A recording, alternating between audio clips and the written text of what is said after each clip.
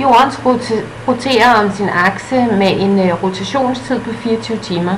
På samme tid roterer jorden omkring solen i en ellipseformet bane, og dette tager lidt over 365 dage. Jordens færden i ellipsen omkring solen kaldes elliptikas plan. Hvis nu det var, at jordens akse altid havde stået lodret over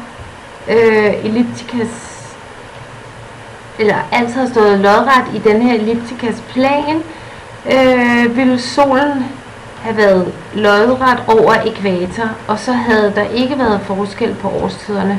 Men fordi at jorden har en hældning på 23,4 grader, så vil den nordlige halvkugle det ene halve år være tippet ind mod solen, og det andet halve år vil det være tippet væk fra solen. Solen er lav på himlen om vinteren, og den strålefordeling er på et stort areal, og derfor så varmer den ikke særlig meget, og det gør så, at vi jo selvfølgelig så får kolde vintre. Om sommeren står solen højt på himlen, og derfor så rammer den et mere koncentreret område, og på den måde så gør det, at den varmer mere. Fordi dagen den er kort, så modtager vi kun lidt stråling fra solen om vinteren, og derfor så gør det selvfølgelig også, at det bliver koldere.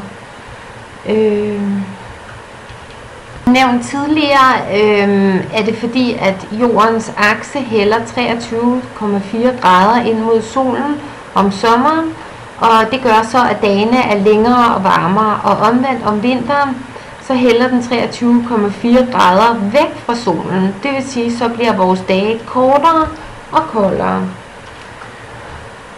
Så vil jeg lige prøve at indstille Venus.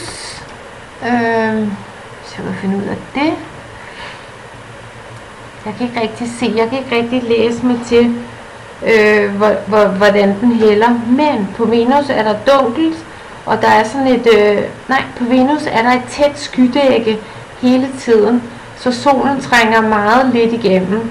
Og når solen står op på Venus, går der 177 dage jorddøgns, ikke dage, men jorddøgn, før at den går ned igen. Og så prøver jeg lige at indstille Uranus, hvis man kan. Ja, det gør den. På Uranus, der er det sådan her, at Uranus, ikke jorden, men Uranus, den ligger ned. Og det gør,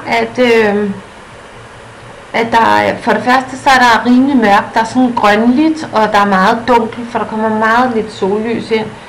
Men og for det andet, så fordi Uranus, den ligger ned,